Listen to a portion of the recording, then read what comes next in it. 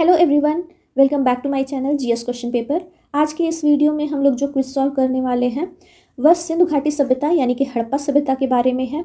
Part 1 में हम लोगों ने बेस्ट जो है 25 क्वेश्चंस उसको सॉल्व किया था और साथ ही साथ कुछ एक्स्ट्रा फैक्ट भी जाने थे। आज के इस वीडियो के माध्यम से कुछ और महत्वपूर्ण क्वेश्चन जो कि उत्तर प्रदेश, बिहार और उत्तराखंड जैसे स्टेट में अलग अलग एग्जाम्स में पूछे जा चुके हैं, उन सभी को हम लोगों ने यहाँ पर शामिल किया है और आज उसी को सॉल्व करेंगे। वीडियो में आगे बढ़ने से पहले आप लोगों से एक रिक्वेस्ट है कि 10 सेकेंड का टाइम निकाल करके वीडियो को लाइक, शेयर और सब्सक्राइब जरूर करें। आप सभी का सपोर्ट मेरे लिए बहुत ही आवश्यक है। सबसे पहले पिछले वीडियो में जो हमने आपसे प्रश्न पूछा था कि हड़प्पा में एक उन्नत जल प्रबंध प्रणाली का पता चलता है, वह कहाँ पर स्थित है? धौलावीरा, लोथल, कालीबंगन या फिर आलमगीरपुर में? पहले इसका आंसर करते हैं, फिर वीडियो में हम लोग आगे बढ़ते हैं। आप लोगों ने गेस कर ही लिया होगा, फर्स्ट ऑप्शन यहाँ पर धौलावीरा हम लोगों का राइट आंसर बनता है। हड़प्पा सभ्यता में मुख्य रूप से धौलावीरा जो कि गुजरात में स्थित है, अपने विशाल जलाशयों, बांधों और नहरों के जटिल नेटवर्क के लिए प्रसिद्ध है। हाल ही में हम लोग देखते हैं कि राखी गढ़ी जो कि राजस्थान में स्थित है, वहाँ पर भी लगभग 5000 साल पुरानी उन्नत जल संचय और वितरण की प्रणाली मिली है। अगर ऑप्शन में धौलावीरा ना रहे, अब नया अगर जो डाला जाए राखी गढ़ी, तो वो भी आपका सही आंसर होगा। धौलावीरा और दूसरे नगर में अभी हाल फिलहाल में ये खोज हुई है 5000 साल पुरानी उन्नत जल संचय प्रणाली। वो कहाँ पर है? राखी गढ़ी, हरियाणा में। चलिए नेक्स्ट क्वेश्चन देखते हैं। हड़प्पा के मिट्टी के बर्तनों पर सामान्यतः किस रंग का उपयोग हुआ था? ऑप्शन है लाल, नीला, हरा, पांडु यानी कि पीला या फिर नीला रंग। अब इसमें से राइट आंसर आप लोग गेस करिएगा। इसका जो है हड़प्पा में मिट्टी के बर्तनों पर सामान्यतः किस रंग का उपयोग हुआ है, तो वो है लाल रंग। फर्स्ट ऑप्शन यहाँ पर राइट आंसर है। लाल रंग का उपयोग हमें देखने को मिलता है, यानी कि जो बैकग्राउंड है लाल रंग का रहता था और काले रंग से डिज़ाइन किया गया। ये भी क्वेश्चन में पूछा गया है किस रंग से डिज़ाइन था और जो था मिट्टी वो किस रंग का यूज़ किया गया था। तो लाल रंग का उपयोग था और काले रंग से उस पर डिज़ाइन किया गया था, यानी कि हड़प्पा के बर्तन की जो पृष्ठभूमि थी वो लाल थी और काले रंग के डिज़ाइन के लिए हड़प्पा प्रसिद्ध है। नेक्स्ट देखते हैं, सिंधु सभ्यता निम्नलिखित में से किस युग में पड़ता है? ऐतिहासिक काल, प्रागैतिहासिक काल, उत्तर प्रागैतिहासिक काल या आद्य ऐतिहासिक काल? राइट आंसर इसमें आप लोगों ने गेस किया ही होगा। सिंधु सभ्यता है जो कि वो मेनली है कांस्य युगीन सभ्यता। इसे हम लोग प्रोटो हिस्टोरिक पीरियड भी कहते हैं, यानी कि आद्य ऐतिहासिक काल भी कहते हैं। आद्य ऐतिहासिक काल क्योंकि इसमें लिखित सभ्यता तो है लेकिन उसे पढ़ा नहीं जा सका है। ऐतिहासिक काल जहाँ पर सभी चीज़ें हमको अपने इतिहास के बारे में लिखित जानकारी मिलती है। प्रागैतिहासिक काल जहाँ पर हमें लिखित कोई भी जानकारी प्राप्त नहीं होती है। उत्तर प्रागैतिहासिक काल जहाँ पर केव में यानी कि गुफाओं में थोड़े बहुत चित्र मिलते हैं लेकिन वहाँ पर लिखने की पद्धति विकसित नहीं हुई थी। आद्य ऐतिहासिक काल यानी कि यहाँ पर हमें लिखित जानकारी तो मिलती है यानी लिखित साक्ष्य तो मिलते हैं लेकिन उन्हें अभी पढ़ा नहीं जा सका है। फोर्थ ऑप्शन हम लोगों का यहाँ पर राइट आंसर होगा। नेक्स्ट क्वेश्चन देखते हैं, सिंधु घाटी सभ्यता की विकसित अवस्था में निम्नलिखित में से किस स्थल में घरों में कुएं के अवशेष मिले हैं? हड़प्पा, कालीबंगा, लोथल या फिर मोहनजोदड़ो? राइट आंसर इसका हो जाएगा मोहनजोदड़ो। यहाँ फोर्थ ऑप्शन हम लोगों का राइट आंसर है। किस स्थल में घरों में कुएं के अवशेष मिलते हैं? तो ये मोहनजोदड़ो है जहाँ पर हमें हर घर में निजी कुएं और स्नानागार देखने को मिलता है। यहाँ पर लगभग 700 कुएं प्राप्त हुए हैं। नेक्स्ट क्वेश्चन देखते हैं, सिंधु घाटी सभ्यता को खोज निकालने में जिन दो भारतीयों का नाम जुड़ा है वो? तो यहाँ पे सिंधु घाटी सभ्यता यानी कि हड़प्पा और मोहनजोदड़ो की बात हो रही है, तो इसका जो राइट आंसर होगा वो होगा दयाराम साहनी और रखालदास बनर्जी। दयाराम साहनी जो कि हड़प्पा की खुदाई किए थे और रखालदास बनर्जी मोहनजोदड़ो की। हड़प्पा की खुदाई कब हुई थी? तो ये हुई थी 1921 में और रखालदास बनर्जी ने 1922 ईस्वी में कहाँ की खुदाई की थी? तो मोहनजोदड़ो की खुदाई की थी। यहाँ पर एक फोर्थ ऑप्शन भी दिया हुआ है, माधो स्वरूप वत्स जी। इन्होंने भी हड़प्पा और मोहनजोदड़ो की खुदाई की देखरेख की थी। कब की थी? तो इसका टाइम पीरियड है 1925 से 1935 के बीच में। तो माधो स्वरूप वत्स भी सिंधु सभ्यता से ही रिलेटेड है। नेक्स्ट देखते हैं, रंगपुर जहाँ हड़प्पा की समकालीन सभ्यता थी वह है, रंगपुर कहाँ पर है? पिछले वीडियो में भी रंगपुर से रिलेटेड क्वेश्चंस को देखा था, यहाँ पर भी मुझे याद नहीं है, यूपी स्टेट में ही किसी एग्जाम्स में ये पूछा गया है। रंगपुर जो हड़प्पा की समकालीन सभ्यता थी वो कहाँ पर है? उत्तर प्रदेश में, पंजाब में, सौराष्ट्र में या फिर राजस्थान में? तो ये गुजरात के सौराष्ट्र में देखने को मिलता है। थर्ड ऑप्शन यहाँ पर राइट आंसर है। नेक्स्ट क्वेश्चन देखते हैं। हड़प्पा एवं मोहनजोदड़ो की पुरातात्विक खुदाई के प्रभारी थे यानी कि इसके महानिदेशक कौन थे? तो Lord Macaulay, sir John Marshall, Lord Clive या कर्नल टाड? इसका राइट आंसर है second option, sir John Marshall. ये थे 1902 से 1928 तक ASI के महानिदेशक। नेक्स्ट क्वेश्चन हम लोगों का है, निम्न में से किस पशु की आकृति जो मुहर पर मिली है जिससे ज्ञात होता है कि सिंधु घाटी एवं मेसोपोटामिया की सभ्यताओं के मध्य व्यापारिक संबंध थे? यहाँ पर एक चीज हम लोगों को देखने को मिलता है कि सिंधु घाटी के लोग और मेसोपोटामिया की सभ्यता के मध्य व्यापारिक संबंध देखने को मिलते हैं किस पशु की आकृति के थ्रू? तो ये है राइट आंसर, थर्ड ऑप्शन, बैल। यहाँ पर बैल हमें देखने को मिलता है जो कि इस बात से भी रिलेटेड है कि सिंधु सभ्यता और मेसोपोटामिया की सभ्यता के बीच में व्यापारिक संबंध स्थापित थे। सिंधु सभ्यता के लोग विश्वास करते थे, यानी कि वो किस धर्म से रिलेटेड थे? आत्मा और ब्रह्म में विश्वास करते थे, कर्म कांड में, यज्ञ प्रणाली में या फिर मातृ शक्ति में? इसका जो राइट आंसर हो जाएगा वो चौथा ऑप्शन हो जाएगा, मातृ शक्ति, यानी कि धरती की उर्वरता की देवी की पूजा करते थे। और साथ ही साथ पशुपति महादेव की पूजा हमें देखने को मिलती है, मुहरों पर भी अंकन मिलता है। और ये लोग नदी और पीपल के वृक्ष इस तरीके से यानी कि प्रकृति की पूजा किया करते थे। नेक्स्ट क्वेश्चन देखते हैं, निम्नलिखित में से कौन सा सिंधु स्थल समुद्र के तट पर स्थित नहीं था? ऑप्शन देखते हैं, सुरकोटदा, लोथल और बालाकोट, कोटदीजी। इसमें से जो राइट आंसर है वो होगा फोर्थ ऑप्शन, कोटदीजी। कोटदीजी कहाँ पर है? तो ये पाकिस्तान के सिंध प्रांत में है, सिंधु नदी के पूर्वी तट पर स्थित है। कहाँ पर है? पाकिस्तान के सिंध प्रांत में है और सिंधु नदी के पूर्वी तट पर। इस तरीके से भी क्वेश्चन आता है, नदी इंपॉर्टेंट है, किस नदी के तट पर स्थित था? तो ये सिंधु नदी के पूर्वी तट पर स्थित है। सुरकोटदा, लोथल और बालाकोट। तो सुरकोटदा और लोथल गुजरात में स्थित हैं, जबकि बालाकोट न्यूज़ में भी आप लोगों ने सुना होगा, ये खैबर पख्तूनख्वा एक है इलाका पाकिस्तान में, वहाँ पर स्थित। नेक्स्ट क्वेश्चन देखते हैं, निम्नलिखित में से कौन मोहनजोदड़ो की सबसे बड़ी इमारत मानी जाती है? विशाल स्नानागार, विशाल अन्नागार या धान्य कोठार, सभा भवन या फिर इनमें से कोई नहीं? राइट आंसर इसमें से सेकेंड ऑप्शन होगा, विशाल अन्नागार या धान्य कुठार जिसे बोलते हैं, ये आपका मोहनजोदड़ो की जो है सबसे बड़ी इमारत मानी जाती है। हड़प्पा कालीन लोगों ने घरों के विन्यास के लिए नगर की कौन सी पद्धति अपनाई थी? कमल पुष्प की आकृति का, गोलाकार आकृति में, ग्रीड पद्धति में या त्रिभुजाकार आकृति में? इसको हम यहाँ पे एक पिक्चर के द्वारा भी देख सकते हैं कि हड़प्पा कालीन लोगों ने नगर का जो विन्यास के लिए घर बनाया था वो ग्रीड पद्धति में था। किसमें था? ग्रीड पद्धति। अब ये ग्रीड पद्धति क्या होती है? तो नगर नियोजन की ऐसी प्रणाली जिसमें सड़कें जो हैं वो शतरंज के बिसात की तरह एक दूसरे को समकोण पर काटे, यानी कि जो जितने भी नालियाँ और सड़कें हैं उन सभी को अच्छे तरीके से व्यवस्थित करने के लिए छोटे छोटे समकोण के तरीके से ये बनाई गई थी। नेक्स्ट देखते हैं, सूची 1 को सूची 2 से सुमेलित कीजिए। यहाँ पर सूची 1 में प्राचीन स्थल दिए गए हैं, सूची 2 में पुरातात्वीय अवशेष दिए गए हैं।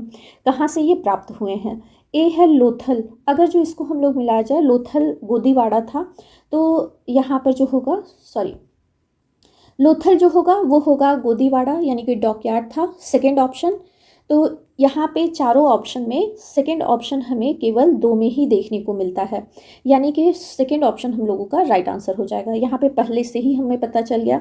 कालीबंगन की बात करें तो कालीबंगन में जुता हुआ खेत हमें मिलता है, यानी कि पहला ऑप्शन। धौलावीरा में क्या मिलता है? तो धौलावीरा में है हड़प्पाई लिपि के 10 जो चिन्ह वाला, बड़े आकार के चिन्ह वाला एक शिलालेख हमें देखने को मिलता है। बनावली में क्या है? तो ये पक्की मिट्टी की बनी हुई हल्की प्रतिकृति देखने को मिलती है। नेक्स्ट देखते हैं, निम्नलिखित पशुओं में से किस एक का हड़प्पा सभ्यता में पाई मोहरों और टेराकोटा कलाकृतियों में निरूपण या फिर अंकन हुआ था? शेर, हाथी, गैंडा या फिर बाघ? तो जो जितनी भी मोहरें पाई गई हैं और कलाकृतियाँ, किसका अंकन नहीं हुआ है? हाथी, गैंडा और बाघ, ये तीनों ही हमें देखने को मिलते हैं मोहरों में और जितने टेराकोटा यानी कि मिट्टी के बर्तन हैं उनकी कलाकृतियों में। लेकिन यहाँ पर हमें शेर का अंकन देखने को नहीं मिलता है। फर्स्ट ऑप्शन यहाँ पर हम लोगों का राइट आंसर हो जाता है, शेर का अंकन नहीं मिलता है। नेक्स्ट देखते हैं, हड़प्पा वासी किस धातु से परिचित नहीं थे? यहाँ पर ध्यान दीजिएगा, नहीं थे पूछा है। तो हड़प्पा वासी नहीं परिचित थे तो वो है लोहा।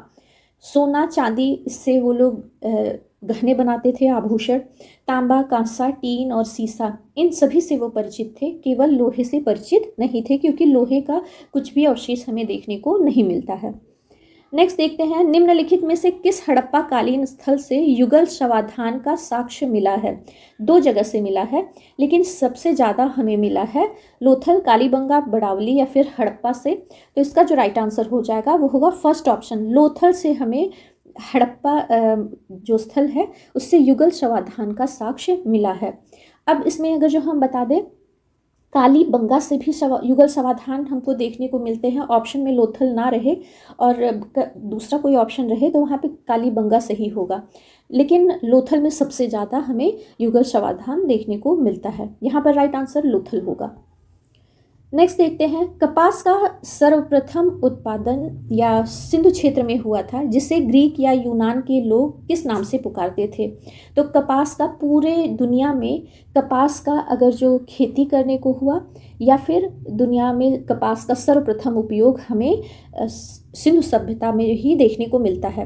लेकिन यहाँ पे ग्रीक या यूनान के लोग इसे किस नाम से पुकारते थे? तो ये हो जाएगा फर्स्ट ऑप्शन, सिंडन के नाम से पुकारते थे। यहाँ पे कॉटन, ए या बी दोनों या फिर हड़प्पा, ये तीनों नहीं होगा। पहला ऑप्शन यहाँ पर सही है, सिंडन के नाम से जानते थे। सिंडन क्यों? क्योंकि सिंधु नदी के किनारे पर स्थित था, तो ये लोग सिंधु नदी से ही जोड़ करके इसे सिंडन बुलाते थे। नेक्स्ट देखते हैं, हड़प्पा काल में तांबे का रथ किस स्थान से प्राप्त हुआ है? कुड़ाल, राखीगढ़ी, दायमाबाद या फिर बनावली?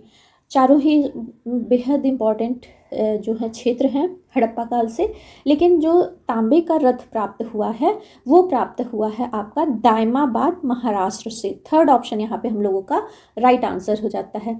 महाराष्ट्र के अहमदनगर में है। नदी पूछा जाए ये किस नदी के किनारे है, तो ये है प्रवरा नदी। कौन सी नदी? प्रवरा नदी, दायमाबाद, महाराष्ट्र में। नेक्स्ट देखते हैं, हड़प्पावासी किन किन धातुओं का आयात करते थे? तो हड़प्पावासी अगर जो हम लोग देखा जाए, चांदी, टिन, सोना और साथ ही साथ तांबे का आयात ये लोग करते थे, भारत में भी, भारत से भी और बाहरी देशों से जैसे कि अफ़गानिस्तान, ईरान, यहाँ से भी। अब यहाँ पर जो ऑप्शन होगा 1, 2, 3, 1 या 2, 2 और 3 या 2 और 3, तो इसमें से आप लोगों को पता ही चल गया होगा। फर्स्ट ऑप्शन होगा 1, 2, 3। यहाँ कूट में जितने भी दिए गए हैं ये सभी आयात किया जाता था। सोना कहाँ से आयात करते थे? तो आपको बता दें, दक्षिण भारत में। कहाँ से? कर्नाटक से। दक्षिण भारत के कर्नाटक से ये लोग सोने का आयात करते थे। इसके अलावा तांबा कहाँ से करते थे? तो राजस्थान का खेतड़ी, ये क्वेश्चन भी पूछा गया है, तांबे का आयात वो लोग कहाँ से करते थे। हो सकता है नेक्स्ट वीडियो में आपको बताया जाए, क्योंकि 19 क्वेश्चन हो चुके हैं। तांबा किया जाता था राजस्थान के खेतड़ी और गणेश्वर एक जगह है, वहाँ से। चांदी जो है वो करते थे अफ़गानिस्तान और ईरान से आयात। इसमें सोना कहाँ से है? तो कर्नाटक से है। टिन कहाँ से है? तो ये टिन भी आपका अफ़गानिस्तान और बाकी अलग अलग देशों से किया करते थे। हड़प्पावासी लार्जावर्त यानी कि लैपिस लाजुली भवन निर्माण की सामग्री का आयात कहाँ से करते थे? अगर पूछे लार्जावर्त का या लैपिस लाजुली का, या फिर पूछे भवन निर्माण की सामग्री का आयात कहाँ से करते थे और लार्जावर्त वहाँ न दिया हो, तो इन तीनों को मिक्स करके, क्योंकि 3 अलग अलग क्वेश्चन बन रहे थे, यहाँ पे तीनों को हमने एक ही में सम्मिलित किया हुआ है। देखते हैं, हिंदू कुश क्षेत्र के बदख्शा से, ईरान से, दक्षिण भारत से, बलूचिस्तान से। तो इस तीनों का आंसर होगा, 3 क्वेश्चन है यहाँ पर सम्मिलित किया गया है। लार्जावर्त या लैपिस लाजुली कहाँ से किया जाता था, या भवन निर्माण की सामग्री। इन तीनों का आंसर एक होगा, हिंदू कुश क्षेत्र के बदख्शां से। और ये है कहाँ पर? ये है आपका अफगानिस्तान में। कहाँ से आयात करते थे? तो ये हिंदू कुश के बदख्शां से, और ये अफगानिस्तान में स्थित है। नेक्स्ट देखते हैं, अफगानिस्तान स्थित सिंधु सभ्यता के स्थल हैं मुंडीगाग, सुरतागोई, ए या बी दोनों, या फिर हड़प्पा। इसका राइट आंसर क्या होगा? तो इसमें है कि दोनों अफगानिस्तान में है, मुंडीगाग और सुरतागोई। तो राइट आंसर हम लोग का 3 हो जाएगा, ए और बी दोनों। मुंडीगाग और सुरतागोई दोनों के दोनों सिंधु सभ्यता के स्थल हैं जो कि अफगानिस्तान में स्थित हैं। नेक्स्ट क्वेश्चन देखते हैं, कौन कौन से नगर सिंधु सभ्यता के बंदरगाह नगर थे? लोथल एवं सुतकांगेडोर, अल्हादिनो और बालाकोट, कुनतासी, या इनमें से सभी। राइट आंसर आप लोग गेस करिएगा। तो इसका जो राइट आंसर होगा कि ये सभी के सभी पत्तन बंदरगाह हैं, पत्तन नगर हैं या फिर बंदरगाह हैं। 4th ऑप्शन इसका राइट आंसर होगा, इनमें से सभी। अब स्थल बता दें कहाँ कहाँ पर स्थित है। लोथल आपका गुजरात में है, सुतकांगेडोर जो है वो पाकिस्तान में स्थित है। आल्हादिनो कहाँ पर है? तो ये कराची के पास एक पोर्ट था पुराने टाइम का, आल्हादिनो। और बालाकोट जो है ये कहाँ पर है? बालाकोट भी आपका पाकिस्तान में है, अभी पिछले क्वेश्चंस में हम आपको बता ही चुके हैं। कुनतासी कहाँ है? कुनतासी गुजरात में स्थित है। मोरबी एक जगह है, जिला है मोरबी में, वहाँ पर फुल्की नदी के किनारे पर स्थित है कुनतासी। मोस्ट इंपॉर्टेंट ये पार्ट है तो इसको याद रखिएगा। कुनतासी कहाँ है? तो ये गुजरात में है, मोरबी ज़िले में है, फुल्की नदी के किनारे पर है। आल्हादिनो और बालाकोट ये पाकिस्तान में है। सुतकांगेडोर भी पाकिस्तान में है जो कि बंदरगाह नगर था। और लोथल जो है गुजरात में है, ये भारत का एक पत्तन नगर यानी कि बंदरगाह था। मोहनजोदड़ो से प्राप्त पशुपति शिव या आद्य शिव मुहर में किन किन जानवरों का अंकन हुआ है? जो हमें एक सील मिला है पशुपति शिव का, वहाँ पर किन किन जानवरों का मिलता है? व्याघ्र, हाथी, गैंडा, भैंसा, हिरण, या इनमें से सभी। तो इसका जो राइट आंसर होगा इनमें से सभी। किसका अंकन नहीं मिलता है? तो शेर का अंकन नहीं मिलता है, लेकिन व्याघ्र यानी कि बाघ, हाथी, गैंडा, भैंसा और हिरण, इन सभी का अंकन हमको मुहरों में मिलता है।